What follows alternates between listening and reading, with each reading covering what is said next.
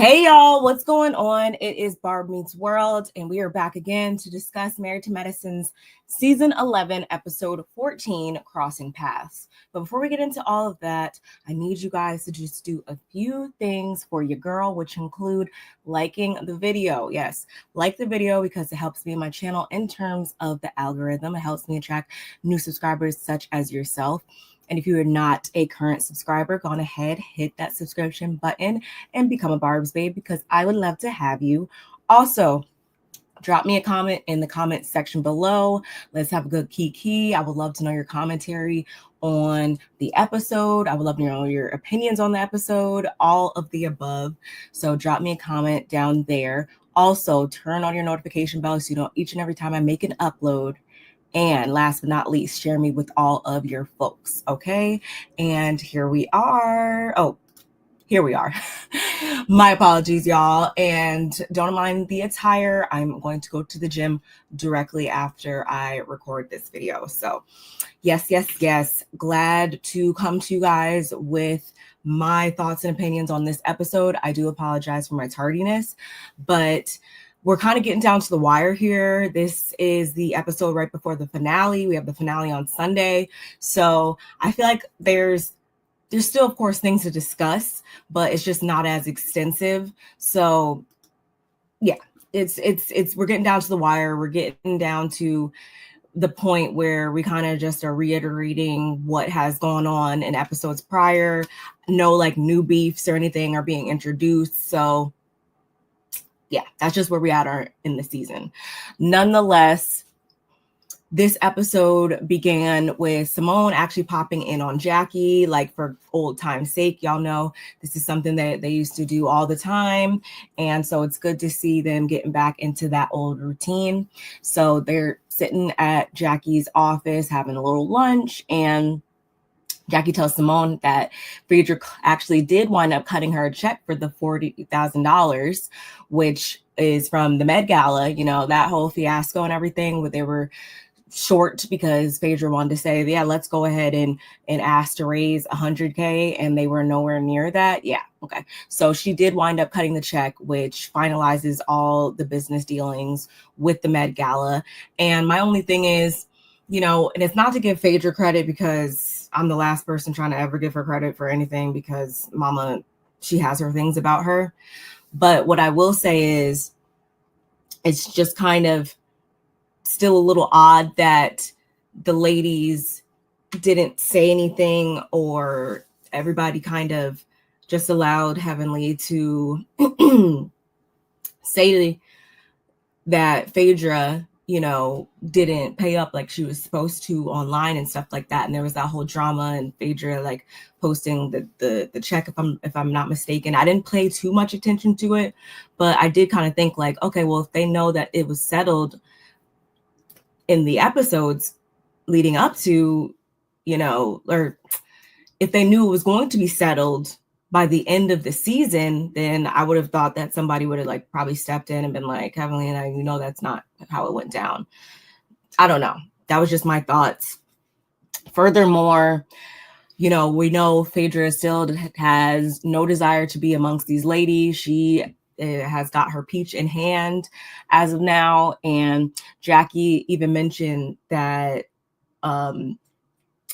Heavenly, that Phaedra was in agreement with what Heavenly told her she was going to do, which is inviting Apollo and all that. And that seems to be the missing piece that just keeps getting overlooked, I feel, because Phaedra, it's totally okay for you to not owe anything to Apollo. Nobody's saying that you owe him a daggone thing. But for you to know and be aware of the fact that Heavenly invited him, them, whoever, but then flip it and make it seem as though these ladies are mean girls for how they handled you is a cop-out, in my opinion.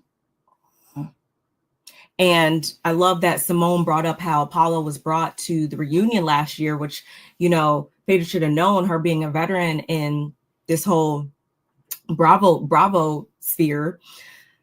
I would just have thought that she would have not even touch that at all by bringing him. Like, I feel like that opened the door for them to think that it was okay to bring him up in any capacity.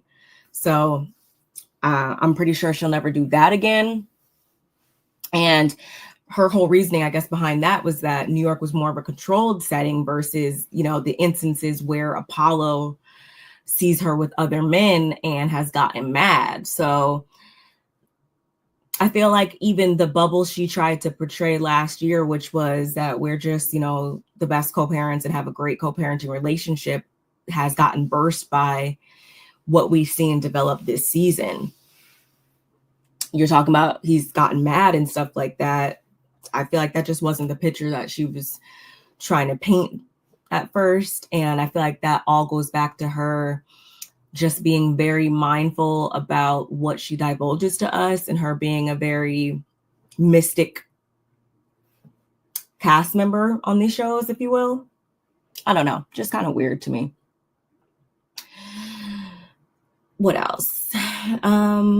They move into Gregory pressing the charges and how King cannot come around now. They play the rap song that Dr. G made, which was terrible, as we already know. They got a nice little key out of that, though, and I still never want to hear it again because it makes my ears bleed. So moving on, Contessa and Heavenly, they officially buried the hatchet in this next scene over some lunch, which I thought was awesome. But by the end of the episode, I feel as though it was short. It's going to be short-lived. So in the moment, they're agreeing to disagree, to agree that Heavenly only spoke from a place of, well, you know, that's what you were saying, Contessa, and that's what you were kind of like throwing out there. And furthermore, we even continue to see that clip of Heavenly on her channel where like somebody literally asked her this question. They asked her if that's what she thought about Scott, and she just answered based off of the things that Contessa has thrown out there. And if we, as the viewers, caught wind of what she was trying to say and how she was describing her partner, her husband, then I can only imagine the in-depth depiction that Heavenly got from her, because they were their actual friends, you know, in real life at that point. So for her to sit here and, you know, try to act like volatile isn't really synonymous with abusive in this scenario is completely asinine to me. But like I said, they agree to disagree, to agree that we're just going to move on. We ain't going to talk about the past. We're not even going to bring that situation up again. And so that's all I cared about seeing, because honestly, I don't want to take this into another season. I'm honestly very tired of the whole Contessa Heavenly of it all, because I don't quite understand what Contessa is. Just a very confusing character. And I'll expound upon that more in later on in the episode. But as of right now, she just is a very interesting character that just doesn't always make sense to me. And I just don't like to see tire beefs being drawn out forever and ever and ever, because I just don't care, quite honestly. Anyway, she announces that she's going to be doing this collaboration local healthcare event with the American Diabetes Association, which I think is awesome. I like when they actually do show us, you know, the medicine side of the show.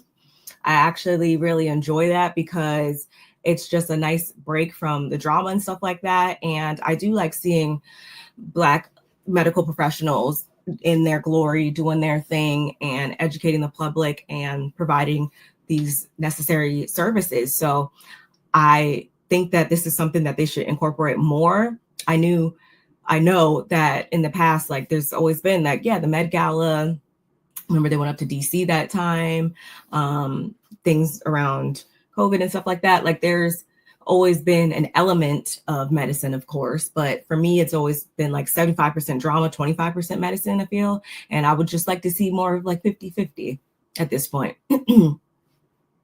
Just saying.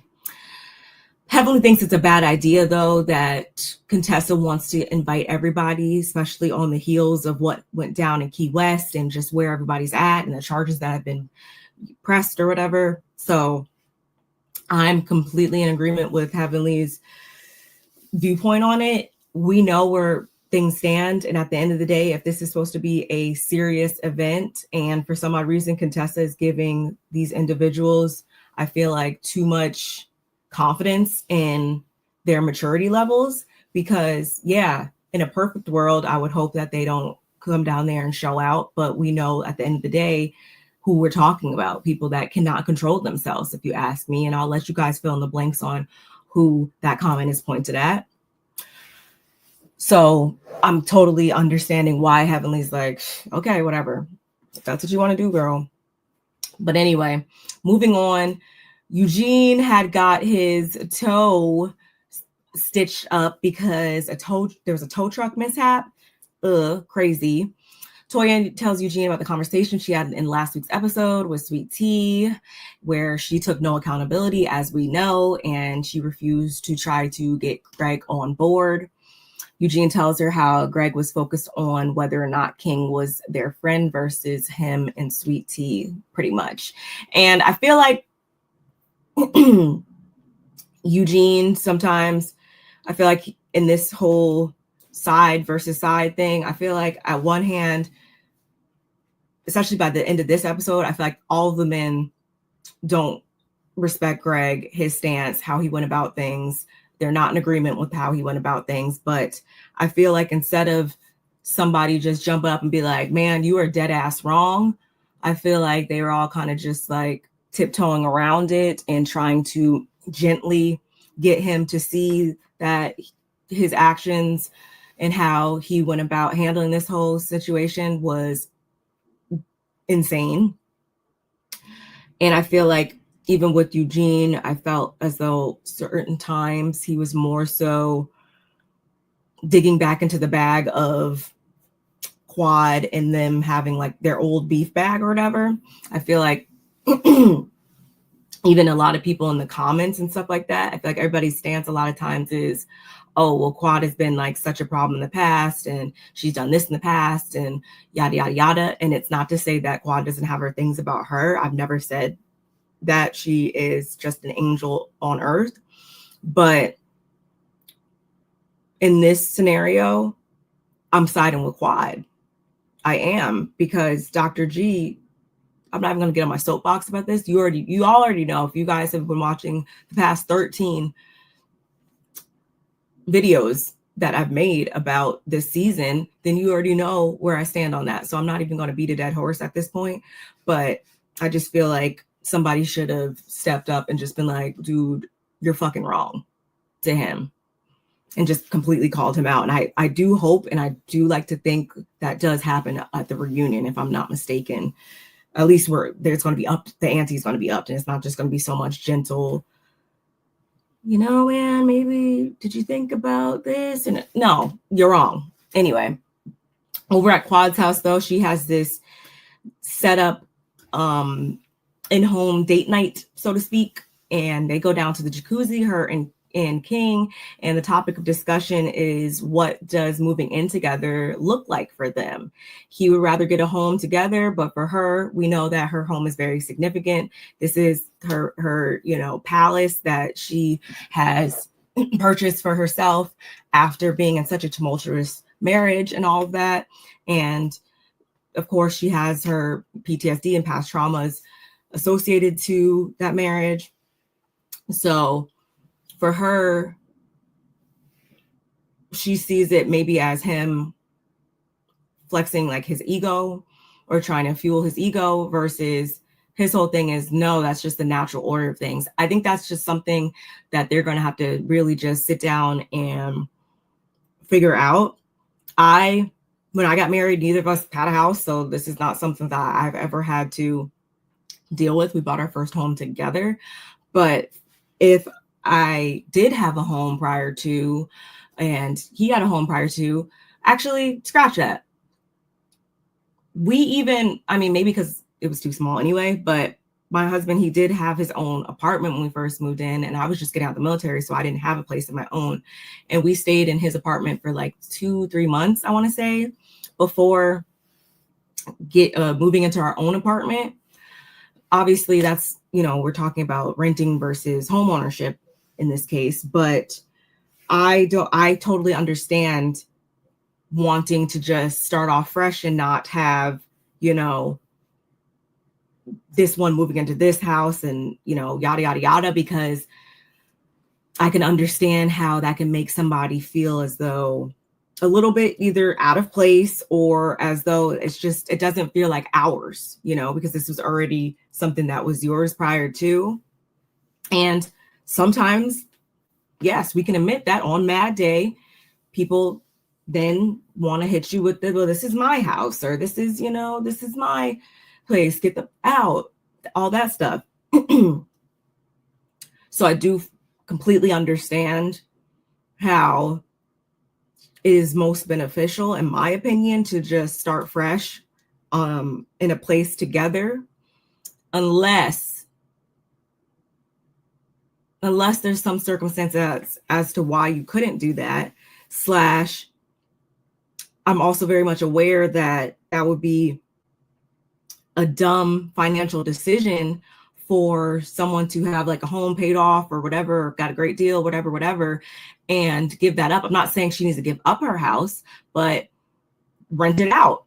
I would completely rent it out. I wouldn't sell it or anything like that. But this is just something that they're just going to have to come to an agreement on at down the road at some point. He seems to think that she'll change her mind. I don't know. We'll see. Nonetheless, Simone and Cecil dropped by their son's place, which is still a fucking mess.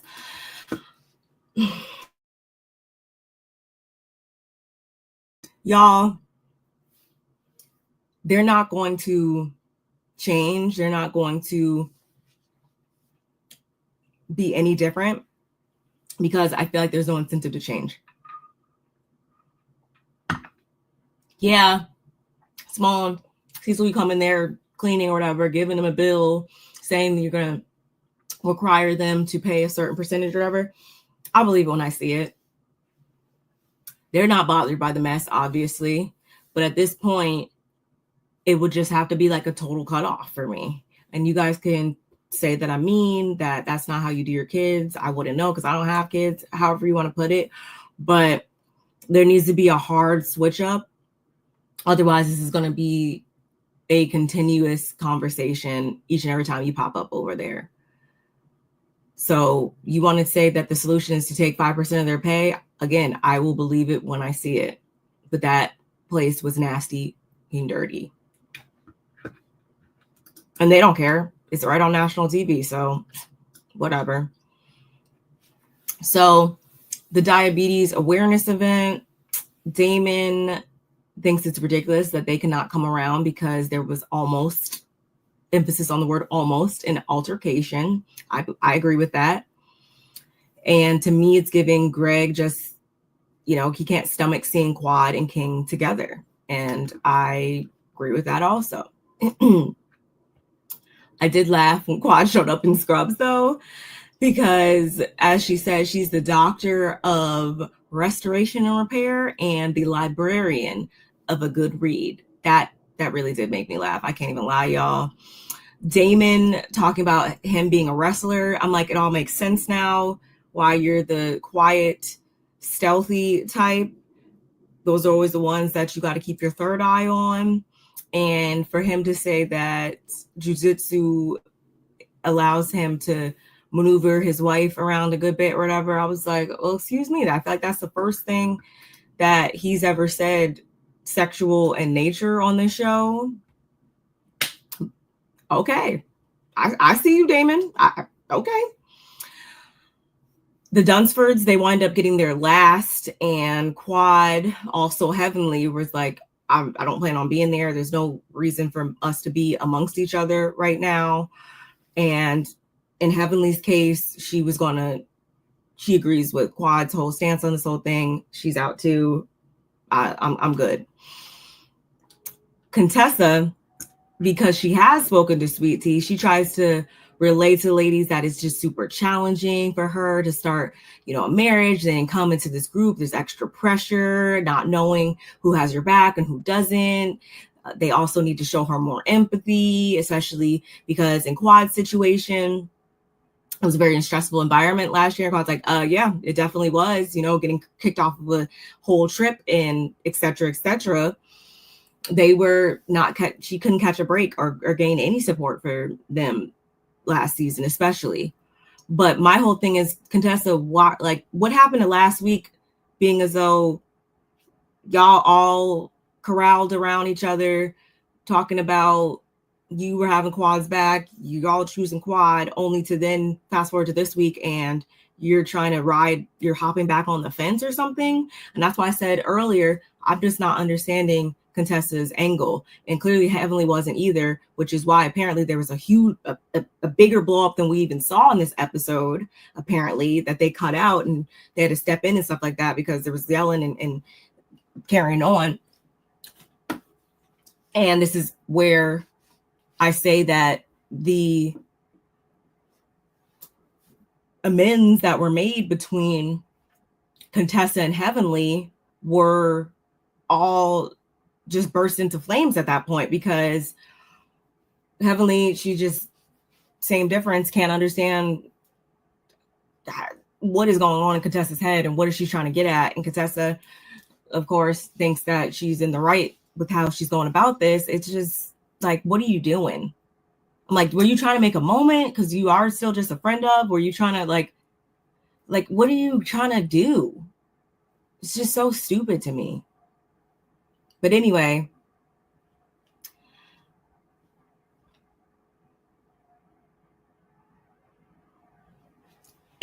sorry, y'all. Got a message. I'm glad that Heavenly brought up the charges that are in place, because that also changes the game too. And I can't believe during this episode, at one point, I was agreeing with some of the things Curtis is saying, because it's like, we've never taken things this route before. We've always handled things. We've always made up and figured out and navigated through tough situations and beefs amongst each other and figured it out. Greg, you escalated and took it outside by getting outside authorities involved, whatever, just because your pride was bruised, just because, like it was said earlier, you can't stomach the fact to see Quad having this life that you envisioned you guys having at one point or whatever. You just want to get back at her. That's like your dying wish, it seems like. Nonetheless, what else happened? The guys, they're outside. They were wondering if Greg was going to be there. Scott tells them about the sit down that him and Eugene had with Greg, and how Greg revealed to them the charges, the consequences, all that BS. Again, Damon is seeing things from King's perspective. He's seeing things just, I guess then I would say the same way I'm seeing things. And I did feel like, although Steve and Mimi even were adding some good food for thought to the conversation, it still made me think, and have you guys realized that I feel like we didn't get much of them? They came in late. We never really got to unpack much of what was going on with them, I feel like. So I'm like, y'all can give good advice all day, but I still need to see what's going on in y'all's closet of marriageness. Like, I don't know. Anyway, this is also where I started to see even, Curtis making sense, which, if y'all know, I don't see it for Curtis. He's like, if I had to rank the husbands from least liked, least who I want to fool with, to the opposite, it would be Dr. G, Curtis, Scott. Who else do we got? Damon, Cecil, Eugene. I can't really even, Steve's over here, I can't really add him on because, like I said, we didn't get much from them this season.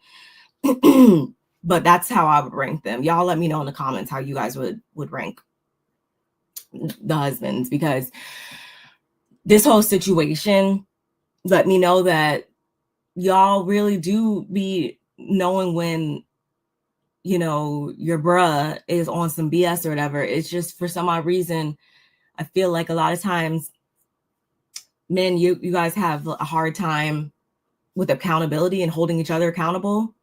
And I'm not even just saying that based off my own logic, as much as this is something I've actually heard. And I just don't really understand why that's the case when we all know that Dr. G in this case is dead ass wrong. I don't know.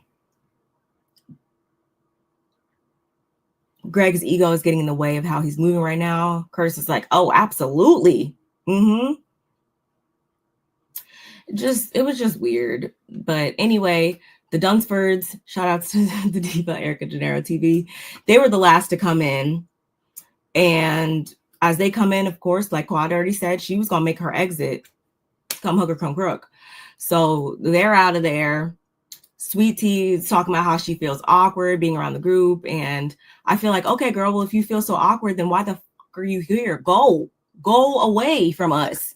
I'm not understanding why you are still trying to be in attendance and trying to be in this amongst this group of ladies when Toya even was trying to get you to understand last week to make a decision. Like, on one hand, you don't really care enough to do your part in trying to be one with the group, but you expect the group to then have your back. Like, when the only back you're trying to have is his, because you can't even tell him that he's dead ass wrong. And you also have your things about you, which a lot of people have been saying that Sweet Tea's just gotten a great edit because she's also hell on wheels herself. And even in this moment, I think I wrote it down. She says, what does she say?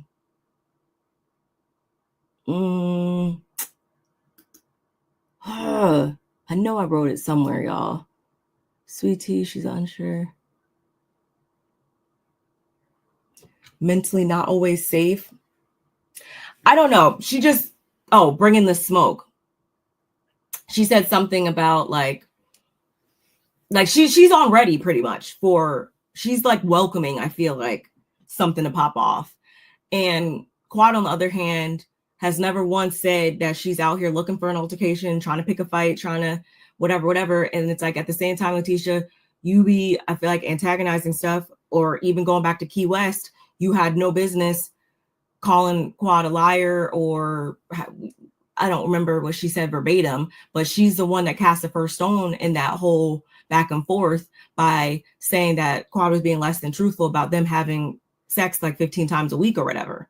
So again, you on one hand want to do all this, and even going back to her in Heavenly and stuff like that, where I feel like she got it started and she's not somebody who is above getting it started, but for some odd reason, everybody just always sees her as a victim. I'm not understanding that. Are we watching the same show? And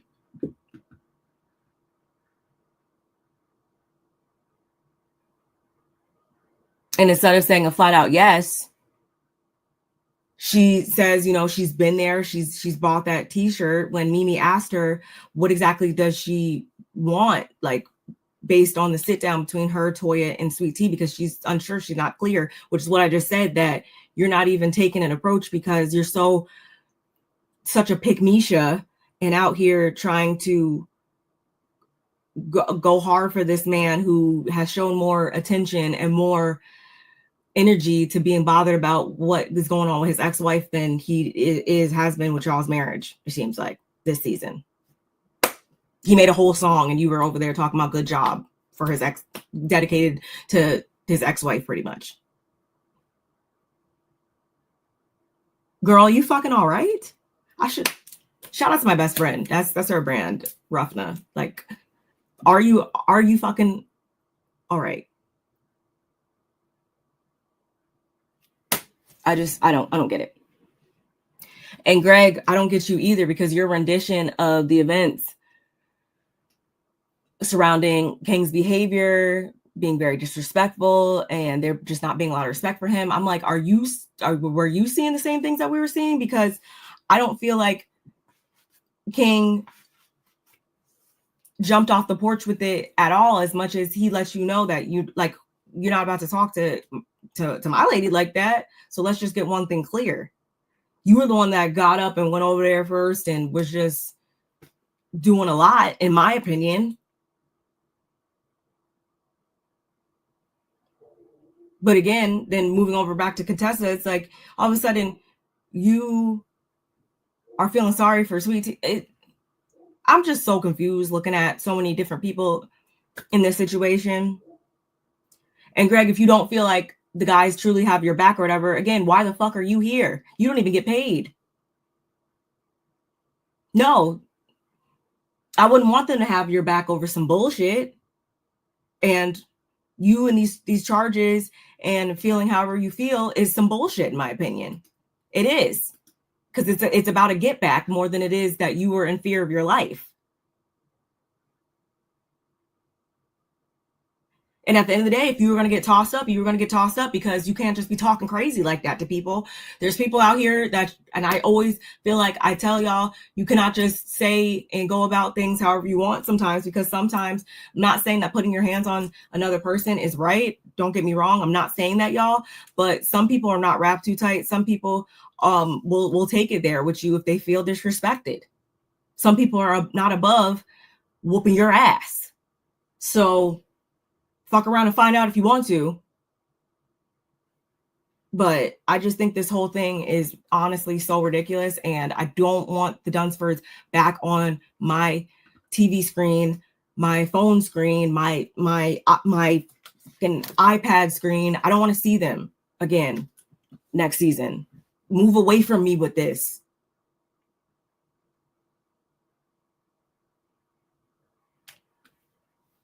Why are you here, ho? I can't, y'all. But that's all I have to say about this episode. We got the finale on Sunday. I'm pretty sure we're going to get a 3-parter reunion. You know, we're going to be down here talking about all of that in these YouTube streets.